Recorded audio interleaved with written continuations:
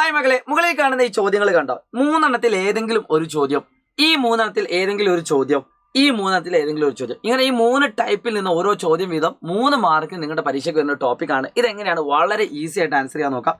ഏറ്റവും ആദ്യത്തെ ചോദ്യം തന്നെ കിടക്കാം. ഇവിടെ ചോദ്യം ഇത്ര വളരെ സിമ്പിൾ ആണ്. എക്സിന് ഇത് സാറ്റിസ്ഫൈ ചെയ്യുന്ന വാല്യൂകൾ ഏതെന്നാണ് ചോദ്യം.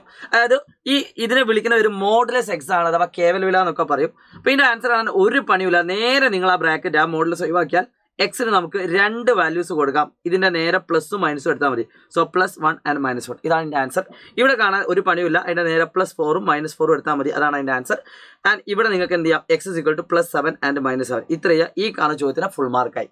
ഇതിൽ ഏതെങ്കിലും ഒരു ചോദ്യം. കൂടാതെ ഈ കാണുന്ന ചോദ്യത്തിന്റെ അർത്ഥം എന്താണെന്ന് വെച്ചാൽ എക്സ് എന്ന് പറയുന്ന പോയിന്റിൽ നിന്നും 1 എന്ന് പറയുന്ന പോയിന്റിലേക്കുള്ള ഡിസ്റ്റൻസിനെ പറ്റിയാണ് പറയുന്നത്. എക്സ് എന്ന് പറയുന്ന പോയിന്റിൽ നിന്നും 1 എന്ന് പറയുന്ന പോയിന്റിലേക്കുള്ള ഡിസ്റ്റൻസ് ആണ് ഈ കാണുന്നതിന്റെ മീനിങ് എന്ന് പറയുന്നത്. ഇതിന് ആൻസർ കാണാൻ വളരെ സിമ്പിൾ ആണ്. പരീക്ഷയ്ക്ക് നിങ്ങൾക്ക് എഴുതാൻ വളരെ സിമ്പിൾ ആയിട്ട് ആൻസർ ചെയ്യാം. ഇതിന് നിങ്ങൾ +or -3 ഇടുക. അത് x-1 = +3 എന്നിട്ടാൽ എക്സിന്റെ വാല്യൂ -1 അങ്ങോട്ട് പോകുമ്പോൾ +4 ആവും.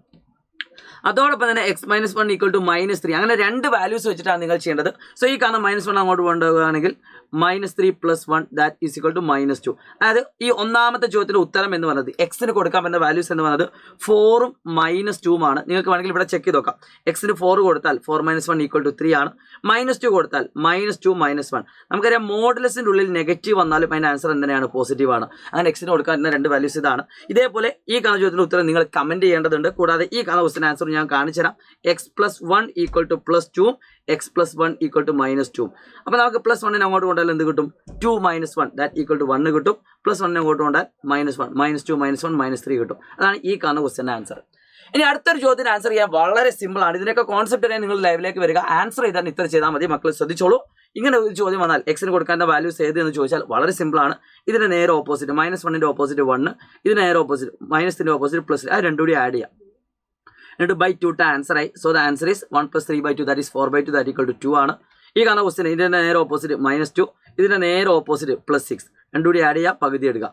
ദാറ്റ് ഈസ് = 6 - 2 = 4 4/2 അതും 2 തന്നെയാണ്.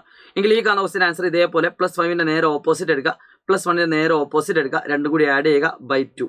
സോ -6/2 = -3. ഇതാണ് ഈ കാണുന്ന 3 ചോദ്യത്തിന്റെ ഉത്തരങ്ങൾ എന്ന് പറയുന്നത്. അങ്ങനെയാണെങ്കിൽ ഈ 2 ചോദ്യത്തിന്റെ ഉത്തരം എന്ത് എന്ന് നിങ്ങൾ കമന്റ് ചെയ്യുക. ഇത് നിങ്ങളുടെ പബ്ലിക് എക്സാമിന് മോഡൽ എക്സാമിനൊക്കെ ആയിട്ട് വന്ന ചോദ്യങ്ങൾ, അതായത് നിങ്ങളുടെ എക്സാമിന് വന്ന ചോദ്യങ്ങളാണ്. Vishu all the best. Maximum എല്ലാ ഫ്രണ്ട്സിനും വീഡിയോ അയച്ചു കൊടുക്കുക, അഭിപ്രായങ്ങൾ പറയുക. ബൈ.